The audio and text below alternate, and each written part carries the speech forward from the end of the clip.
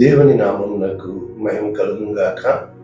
ప్రభునందు ప్రియులారా, మన ప్రభువు రక్షకుడునైన క్రీస్తు యేసు పరిశుద్ధ నామంలో మీ అందరికీ శుభములు.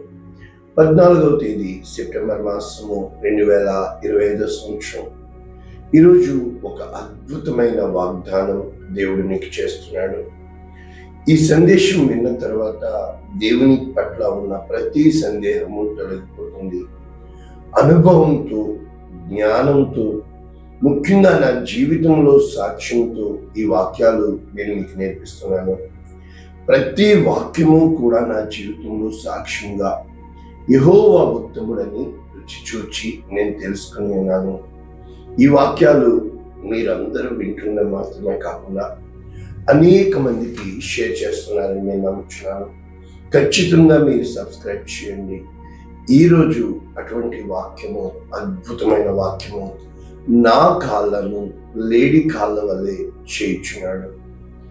నా కాళ్ళను లేడి కాళ్ళ వలె చేయుచున్నాడు. ఇది ఈరోజు వాగ్దానం. హబక్కూకు గ్రంథము 3వ అధ్యాయము 19వ వచనం. కారణం ఏంటంటే, ప్రభువు యెహోవాయే నాకు బలము, ఆయన నా కాళ్ళను లేడి కాళ్ళ వలె చేయుచున్నాడు, ఉన్నత స్థలముల మీద నన్ను నడవ చేయుచున్నాడు. ఇది వాగ్దానం. 3 పాయింట్లున్నాయి. ప్రభువు యెహోవాయే నాకు బలము, ఆయన నా కాళ్ళను లేడి కాళ్ళ వలె చేయును, ఆయన నన్ను ఉన్నత స్థలముల మీద నడవ చేయను. కనుక ఈ వాక్యము ఇంగ్లీష్లో new international version, Habakkuk chapter 3 verses 19. The sovereign Lord is my strength. సర్వోన్నతుడైన దేవుడు నాకు బలము. He makes my feet like the feet of a deer. ఒక లేడి జింక కాళ్ళ వలె నా కాళ్ళను ఆయన చేయుచున్నాడు. He enables me to tread on the heights. కనుక నేను ఎత్తైన కొండల మీదకు సైతము అటువంటి వేగము కలిగి నేను ఎక్కగలుగుచున్నాను. ఇది వాగ్దానం. ఈ హబక్కూకు గ్రంథం 3వ అధ్యాయంలో 19 వచనాలు ఉన్నాయి. అయితే ఈ 3 అధ్యాయము అది ఒక కీర్తన, అంటే ఒక గీతము, ఇంకా చెప్పాలంటే ప్రార్థనా గీతము అని చెప్పి రాశారు. హబక్కూకు గ్రంథంలో 3 అధ్యాయాలు ఉంటాయి. మొదటి అధ్యాయంలో ఏ విధముగా హబక్కూకు ఆ యొక్క బలాత్కారం జరుగుతున్నది, చుట్టూ అన్యాయం జరుగుతున్నది, నేను మొర్రపెట్టుచున్నాను, నీవు ఎందుకు ఆలకింపవు, నేను మొర్రపెట్టుచున్నాను, నువ్వెందుకు రక్షింపవు, దోషము నన్ను చూడనిచ్చున్నావు, ఊరకనే బాధ కలుగుతున్నా చూస్తున్నావు. కాబట్టి ఏమంటున్నాడంటే కంప్లైంట్ అన్నమాట. ఎక్కడ చూచినా నాశనము, బలాత్కారము, జగడము, కలహము ఇవే ఉన్నాయి. కాబట్టి ధర్మశాస్త్రం లేదు, న్యాయం లేదు, భక్తిహీనులు నీతిమంతులను చుట్టుకుంటున్నారు, న్యాయం చేయకపోతుంది.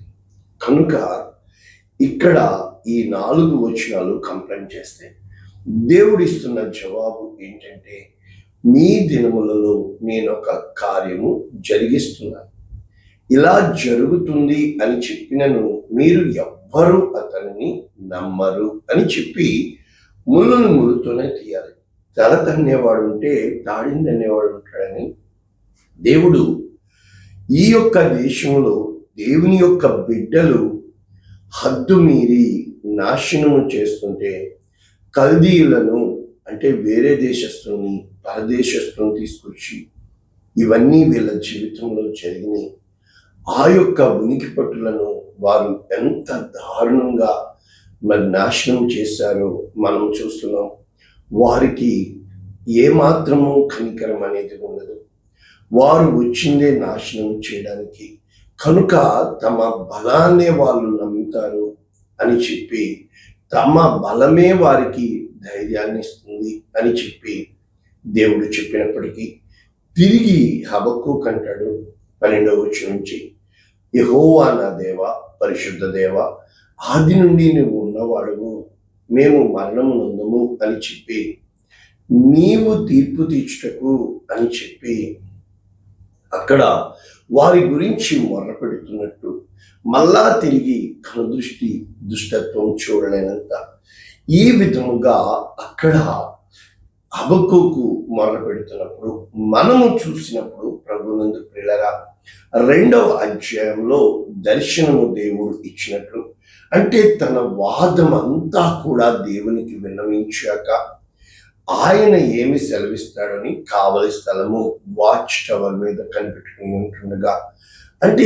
ఎప్పుడు కూడా నీవు దేవుని సన్నిధిలో ఉదయమే లేచి కనిపెట్టినప్పుడు దేవుడు నీకు మెలనైన స్వరంతో మాట్లాడుతూ ఉంటాడు. అప్పుడు చెప్తాడు, నీకు ఒక దర్శనము ఇస్తున్నాను. ప్రతి ఒక్కరూ కూడా నీ జీవితం పట్ల దేవుని ప్రణాళిక కొరకు, దర్శనము కొరకు కనిపెట్టుకొని ఎదురు చూడాలి. ఏ రోజునైతే నీవు కనిపెట్టుకొని దేవుని యొద్ద నుండి దర్శనము కొరకు ఎదురు చూస్తావో, నా జీవితంలో అక్షరాల సత్యముగా నేను రుచి చూచి మీకు తెలుపుతున్న నా దర్శనము నెంబర్ 1, అది నిర్ణయ కాలమున జరుగును.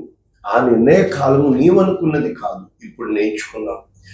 2వది సమాప్తమగుటకై ఆతురపడుచుంది, అది ఖచ్చితముగా ముగిస్తుంది, అంటే దాని కార్యము నెరవేరుతుంది.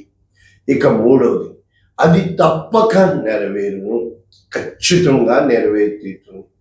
4వ పాయింట్, ఆలస్యంగా వస్తుంది కానీ కనిపెట్టు. ఎప్పుడు ఆలస్యమే చేస్తాడు, నేను అనుభవంతో చెప్తున్నాను. ఇక అది తప్పక జరుగును, అక్కడ నెరవేరును, ఇక్కడ జరుగును, జాగు చేయకవచ్చును. అంటే అంటే మనం అనుకున్న సమయంలో కాదు, దేవుడు నిర్ణయించిన సమయంలో. కారణము, నీతిమంతుడు విశ్వాసము మూలముగా జీవించు. అంటే నీ నీతిని దేవుడు విశ్వాసముతో కలుపుతున్నాడు, చూస్తున్నాడు అనేది ఇక్కడ భావము. అయితే ఇప్పుడు మనము నేర్చుకునే ముందు ఇక్కడ హబక్కూకు ఏమంటున్నాడు, లేడి కాళ్ళ వల్లే నాకు చేయును, కారణము యెహోవాయే నా బలము.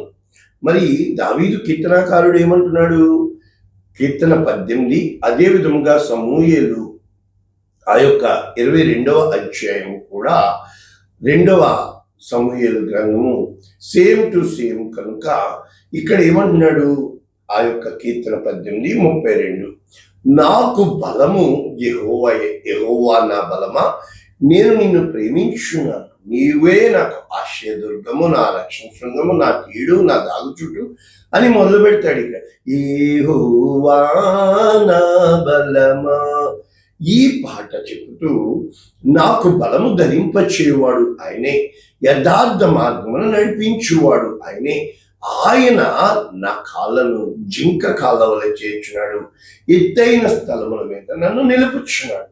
కాబట్టి ఇక్కడ వాక్యాలే మన సమూయేలు 2వ గ్రంథము 22వ అధ్యాయము 33-34 వచనాలు అక్కడ ఉన్నవే ఇక్కడ ఉంటాయి, 2 ఒకటే కనుక దేవుడు నాకు బలమైన కోటగా ఉన్నాడు, ఆయన తన మార్గమునందు యథార్థవంతులు నడిపించును. కనుక ఇప్పుడు ఏ బలమైన కోటముగా ఉన్నాడో, ఆయన నా కాళ్ళను జింక కాళ్ళ వలె చేయను, ఎత్తైన స్థలముల మీద. అంటే నీవు నీ కాళ్ళు జింక కాళ్ళ వలె చేయాలి అంటే ఇప్పుడు ఎవరిని చేస్తాడు మరి చూద్దాం. యెషయా గ్రంథం 40వ అధ్యాయం 31వ వచనం, యెహోవా కొరకు ఎదురు. అంటే ఎవరైతే దేవుడు కార్యం చేస్తాడని, దేవుడే చేయాలని, దేవుని యందే లక్ష్యం ఉంచి దేవుడే నాకు దేవుడు అని చెప్పి వారు నూతన బలము, అంటే పాతవి గతించిపోయాను, నా జీవితంలో 15 సంవత్సరముల క్రితం ఇచ్చిన దర్శనము అంతా అయిపోయాక, శక్తి తగ్గిపోయాక, వయసు అయిపోయాక, ఆ రోజుల్లోనే చెప్పేవాడు, నీవు వృద్ధాప్యమందు చిగురించెదవు, నీకు నేను యవ్వన బలమేవు. అందరూ నవ్వేవారు, ముసలాడైపోయాక. నిజంగా ఈ రోజున నా జీవితంలో నన్ను పరుగులు పెట్టిస్తున్నప్పుడు నాకు ధైర్యమునిచ్చినప్పుడు, నాకు శక్తినిచ్చినప్పుడు, నాలో ఉన్న ఆ హృదయాన్ని ఇంకా నూతనపరుస్తున్నప్పుడు, 60లో కూడా 20 లాగా మాట్లాడగలిగే దమ్ము, ధైర్యం నాకు ఇచ్చినప్పుడు, ప్రభునందు ప్రియులారా అయ్యి మేదేసేసుకొని ఏదేదో ఇంకా మన వయసును బట్టి కాకుండా మా దగ్గర ఎంతో మంది ముసలోళ్ళు ఉన్నారు. ఒరే ముసలాడు ఊరుకోరా బాబా అంటాం. అంటే అర్థం ఏంటంటే ఏదో వ్యర్థమైపోతుందని మనము పరమార్థం వదిలేసి అర్థమే కాని జీవితం అని చెప్పి పట్టుకొని ఏలాడుతున్న మనము ఈరోజు చెప్తున్నాడు, పక్షి రాజు వలె రెక్కలు చాపి పైకి ఎగురుదురు, అలేక పరిగెత్తుదురు సొమ్మశీలక. అంటే ఇక్కడ పక్షి రాజు వలె నువ్వు ఎగురుతావు, అక్కడ జింక కాళ్ళ వలె లేడి కాళ్ళ వలె చేస్తాడు. అంటే నీకు రెక్కలు ఇస్తాడు, నీ చేతులకి నీ పాదాలకి దేవుడు జింక కాళ్ళ వలె చేస్తాడు. అంటే ఏ విధముగా చేస్తాడు, ఎవరిని చేస్తాడు అన్నది మనం చూసినప్పుడు ప్రభునందు ప్రియులారా ఇక్కడ దేవుని యొక్క వాక్యము స్పష్టంగా చెప్తుంది. ఏమని? కీర్తన 73:25 ఈ యొక్క హబక్కూకు గ్రంథంలో రాస్తుంది. కీర్తనగారు రాస్తారు, అయ్యో చెడ్డాళ్ళే బాగున్నారే, వాళ్ళే బాగున్నారే, ఇల్లే బాగున్నారే అంటూ ఉంటావు. కానీ దేవుడు మన మనోనేత్రములు తెరిచిన తర్వాత వాళ్ళు కాళ్ళు జారిన చోటనే ఉన్నారని గ్రహించి, ఆకాశమందు నీవు తప్ప నాకెవరున్నారు, నీవు నాకుండగా లోకంలోని దేదియో నాకు అక్కర్లేదు అని చెబుతూ భక్తుడు నా శరీరము నా హృదయము క్షీణించిపోయినను దేవుడు నిత్యము నా హృదయమునకు ఆశ్రయదుర్గము స్వాస్యం. అంటే నీ యొక్క శక్తి తగ్గిపోయాక, ఒక అబ్రాహాముని చూసినప్పుడు శక్తి తగ్గిపోయాక అబ్రహాంగా మార్చాడు. ఒక ఎలిజబెత్ జకర్యాలను చూసినప్పుడు శక్తి తగ్గిపోయాక వారికి బాప్తిస్మిచ్చి యోహాన్ని ఇచ్చాడు. మన జీవితంలో ఒక మోషే మంచి 40లో కొడితే దెబ్బకి చచ్చిపోయాడు, 80కి తీసుకొచ్చాడు, 10 బాబా నీ శక్తి తగ్గింది అని. అంటే మనము ఈ లోకంలో శక్తిని బలాన్ని చూస్తాము, పరలోకపు శక్తిని బలమును ధరింప చేయుటకు, నీ యవ్వనమును నూతనపరచుటకు, నీ హృదయమును సంతోషంతో నింపుటకు. కనుక ఆ దేవుని యొక్క కార్యాలు ఎప్పుడు ఎలా ఉంటాయంటే, నీవు పోరాడినంతసేపు ఆరాటం ఇస్తాడు. ఏ రోజునైతే నీ పోరాటం తగ్గిపోయాక, ఆరాటం తగ్గిపోయాక అప్పుడు నిన్ను ఆరాధనలోనికి నడిపించి నిన్ను మంచి పోరాటం పోరాడేవాడుగా చేసి నిన్ను దేవుని యందు సంతోషింపచేస్తూ, కనుక దేవుని యొక్క వాక్యము మనం నేర్చుకుంటే ఇక్కడ హబక్కూకు ఆ దర్శనపు నెరవేరు కొరకు దేవుడు సూచన ఏమిచ్చాడు మనం చూసినప్పుడు, నేను వినగా 16వ వచనంలో అసలు భావం ఉంటుందన్నమాట. జనుల మీదకి వచ్చువారు, నెంబర్ 1 ఫస్ట్ ఆఫ్ ఆల్ నీవు ఊరకుని శ్రమ దినము కొరకు కనిపెట్టుకోవలసి ఉన్నది. ఏంటి ఆ దర్శనము? ఎప్పుడు శ్రమ దినం వస్తుందా అని చెప్పి 2012లో నన్ను ఒక ఇంటికి వెళ్ళమన్నప్పుడు దేవుడు అస్సలు మనం పైకి ఎక్కమంటే కిందకి దిగమంటున్నాడు. నేను దిగనంటే దిగను. మనము అస్సలు ఎవరు చిన్న తేడా వచ్చినా అట్లా పడరా మీరు కొట్టుకుని సావండి అని పారిపోయే రకం. ఎన్నిసార్లు నా రిటర్న్ టికెట్ చేశానో నాకు తెలుసు, నా అంతరాత్మ తెలుసు. చిన్నప్పటి నుంచి ఏం తేడా వచ్చినా చిన్నబ్బాయి లగెత్రా బాబా అని చెప్పి పారిపోయిన మనము పట్టి పెడతాడు దేవుడు. నీ నడువెర కొట్టేస్తాడు, నీకు ఆరోగ్యాన్ని తీసేస్తాడు, ఉద్యోగాన్ని తీసేస్తాడు, నీ స్పీడ్ని తగ్గించేస్తాడు. ఈ జింకకాలు అవి మనం వేసుకుంటే చక్రాల్లాగా స్కేటింగ్ వెళ్ళిపోయి పారిపోయి దూరం అంతా తిరిగేసే మనల్ని సతికిలు పడేస్తాడు. అంటే దేవుడు రోషము గలవాడిని ఏ విధముగా యాకోబు తొడగూడు కొట్టి నన్ను కొట్టాడు. నా జీవితంలో ఉన్నాయి అద్భుతాలు, ఉన్నాయి ఆశ్చర్యకార్యాలు, ఉన్నాయి ఆత్మకార్యాలు ఉన్నాయి. నన్ను వచ్చి చూసి కావాలంటే చేసుకోండి. ఎందుకంటే మన జీవితంలో నీకు నచ్చే వాక్యం కోసం వింటావు, కానీ దేవుడు నచ్చిన విధముగా నీవు ఉండాలని దేవుడు ఆశపడుతున్నాడు. ఈ రోజున నా జీవితంలో రుచి చూచి ఊరకనే ఉండము. అక్కడి నుంచి దేవుడు కేవలం అక్కడ సంవత్సరంన్నర ఇచ్చాడు, తీసుకొచ్చాడు. గొప్ప ఆలయం ఇచ్చాడు, 1000 దినాల అద్దె. ప్రభా 2 భాగాలు చేయి, ఎర్ర సముద్రము చేసావో లేదో తెలియదు కానీ అన్నప్పుడు 2 భాగాలు చేశాడు. ఎన్ని ఉన్నాయి 2 సీక్రెట్లు ఆయన చెప్తే కదా, అయ్యో బాబోయ్ రోషం కలిగిన వాడు కావాలన్నారు. తర్వాత మోసం చేసే వాళ్ళు ఎక్కువ అయిపోయారు, దోషం చూపించారు, దేవుడు చేశాడు అని 9 సంవత్సరాలు బేస్మెంట్ లో 1000 దినాలు అద్దె కట్టి ఉంచాం. దేవుడు చెప్పాడు చక్కబెట్టే అయిపోయింది అన్నాడు.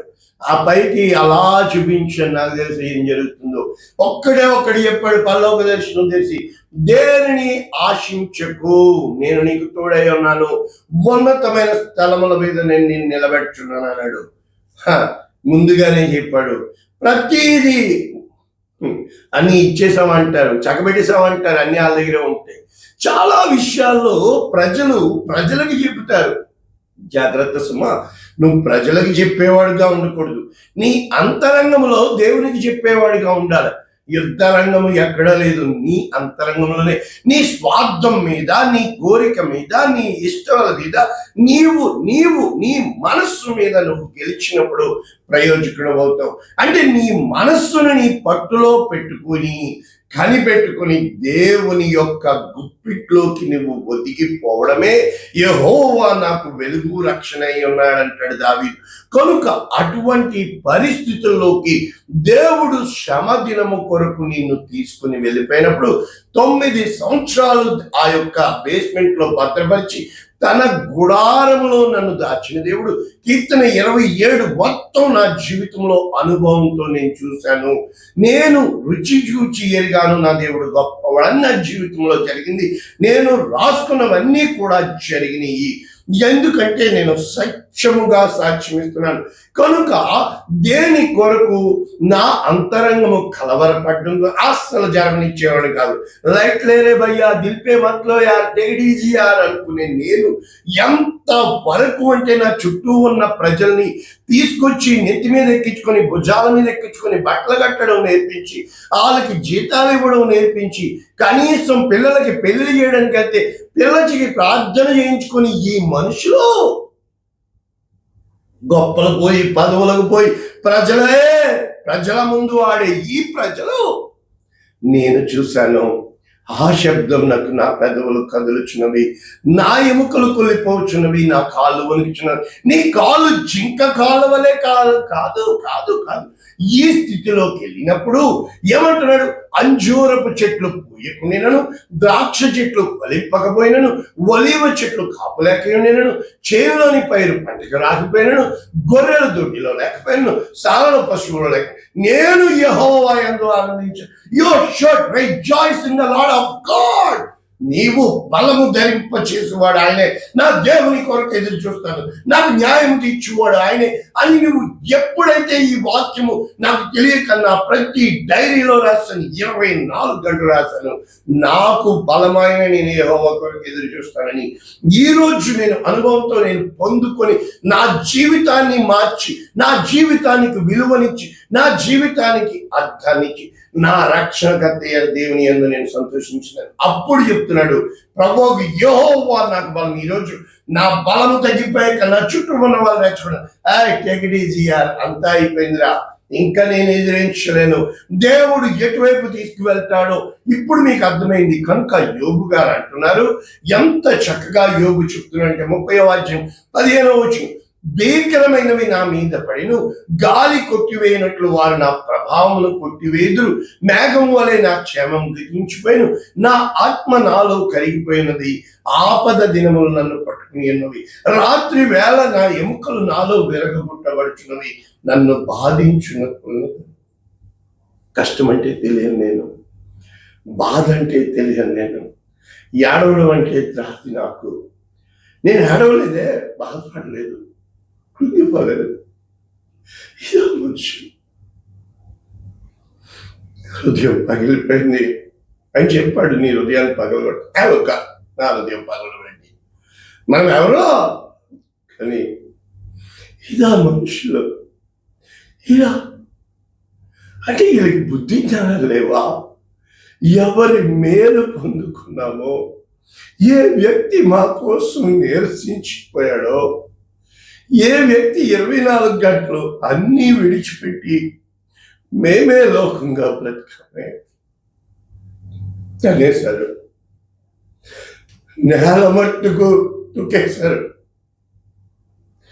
కళ్ళ ముందే జరిగిపోతుంటే హబక్కూకు గ్రంథం నా కంఠస్థము, నా జీవితంలో వంటస్థం చేసుకొని నా ఒంటి నరనరాల్లో, నా ఎముకల్లో, నా కీళ్ళలో నా మూలుగులో మేలులు పొందుకొని ఒక్కొక్కరికి అయ్యారో పర్లేదు అని అడిగితే 250 దినాలు జీతం వచ్చిన ఒక్క దినాలు కానుక ఇయ్యలేక నా కష్టకాలంలో అమ్మా ఏ రోజు మేలు పొందుకున్నావే, అసలు డబ్బులు లెక్క చేయను నేను, అమ్మా అద్దె కట్టుకోవడానికి డబ్బులు లేవురా అంటే సంఘాన్ని వదిలేసి డబ్బు మనిషి అని సంఘాన్ని, ఎంత ఘోరమైన వాళ్ళు. దశభాగాల కోసం అంటారా? ఏ రోజున్నా ఈ యూట్యూబ్లో చెప్పే వాళ్ళకి నేనున్నా, ఎవడండి ఇచ్చేది దశభాగం పడేడుతున్నారు? ఏ రోజునైతే నా బోటు నడుగు వచ్చి చూడు, దేవుడు అంటే నిన్ను సిత కుట్టేవాడు దేవుడు, నిన్ను విరగొట్టేవాడు దేవుడు. నీ పాదాలని ఆయన తన దేవదూతల చేతుల మీద ఎత్తి పట్టుకుంటే నీవు భుజంగములను తొక్కెదవు, ఆ యొక్క సమస్తములో నాగు పాములను తొక్కే విధముగా నీ పాదములు బండ మీద నిలిపి. ఆ కీర్తన 91 నా జీవితంలో నెరవేరింది. ఏ రోజు మనుష్యులను ఆధారం చేసుకోకు, ఏ రోజు నీ శక్తిని ఆధారం చేసుకోకు, ఏ రోజు నీ బలమును ఆధారం చేసుకోకు. ఎలా ఉంటుంది అంటే యెషయా 21వ అధ్యాయంలో కఠినమైన వాటిని దర్శనము నేను చూశాను, నాకైతే జరుగుతుంది, కానీ జరిగింది.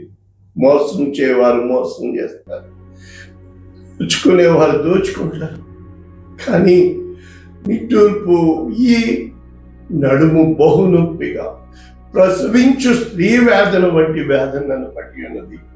బాధ చేత నేను వినకుండా విభ్రాంతి ఇది నిజమా?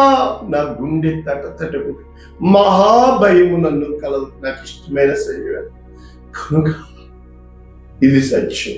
నా జీవితం ఉన్నది.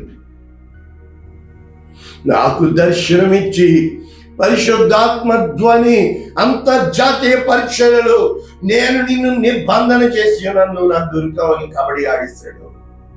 ఒకటి చెప్పిన, ఉన్నత స్థలము ఎక్కమా, లోయ పాతాల పొలము కృంగిపోయి ఇరిగిపోయి ఏడ్చి ఏడ్చి ఏడ్చి ఏడ్చి నువ్వు చేసిన మేలకు ప్రతిగా కీడు చేసే వీళ్ళు, నీ మీద చెడ్డ మాటలు పలికే వీళ్ళు, నిన్ను పాతాల లోకంలోనికి తొక్కేసే వీళ్ళు ఈరోజు నన్ను వదిలి నీ దగ్గరకు వచ్చారు. అదే గతి నీకు పట్టినప్పుడు ఇక్కడ నీతిమంతుడంటే ఒకటి నా దేవుడు చేయాలా. 9 సంవత్సరాలు బేస్మెంట్ లో పెట్టి 9 నెలలు తలుపులు తెచ్చే ఉన్నాయి. పాస్పోర్ట్ ఒక చోట దాచాను, బ్యాగ్ ఒక చోట దాచాను, సాక్ష్యం ఉంది. కాలు చేతులు గట్టిపడేస్తాడు. ఏ రోజునైతే నీ దేవుడు నీ హృదయాన్ని గెలవాలనుకుంటాడు, ఇంకెంతకాలం పరిగెడతావు, ఎంతకాలం ఉంటావు? నేను నిన్ను ఆశీర్వదిస్తాను అని చెప్పి విరగొడతాడు. అప్పుడు చెప్తాడు, ఇప్పుడు తెరువు డోర్లు. మెల్లిమెల్లిగా మెల్లిమెల్లిగా పరిగెడుతుంటే స్పీడ్గా నీకు మంచి నీళ్ళు తాగడానికి కూడా టైం దొరుకుతున్నాడు. వాడుకోవడం మొదలుపెట్టాడు.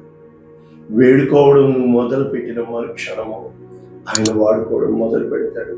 ఇది సత్యవాక్యము, నా జీవితంలో జరిగింది. రుచి చూసి నేను చెప్తున్నాను, అడుగడుగున నేను ఎక్కడ ఒక్క చిన్న మాట అటు ఇటు పోలేదు. వాక్యం సత్యం, ఆ వాక్యమే జీవం, ఆ వాక్యమే నాకు బలము. ఈరోజు యవ్వన బలంతో నన్ను నింపాడు. అందుకే నా రూపాన్ని మార్చాడు. కావాలి ఇంకా జాగ్రత్తకున్నాను. నాకు తెలిసి నేను ఎవరిలో ఏ రోజు నన్ను అంతరంగంలో దేవుడి తోడుగా ఉన్నప్పుడు అర్థం చేద్దాం. పరిశుద్ధుడా, ప్రేమ కలిగిన తండ్రి, మితమైన వాక్యాన్ని అనేక మందికి దీవెనకరంగా ఈ సాక్ష్యాన్ని ఈరోజు నా కాలం లేని కాలవలే చేసి ఉన్నావు. పక్షిరాజు వలె నా రెక్కలు జాతి ఇష్టం వచ్చిన చోటికి ఎగిరిపోయేటట్టు చేస్తున్నావు. ఏస్తున్నామని దీవిస్తున్నాము తండ్రి. ఆమేన్. God bless you all. దేవుడు మిమ్మల్ని దీవించును గాక. ఆమేన్.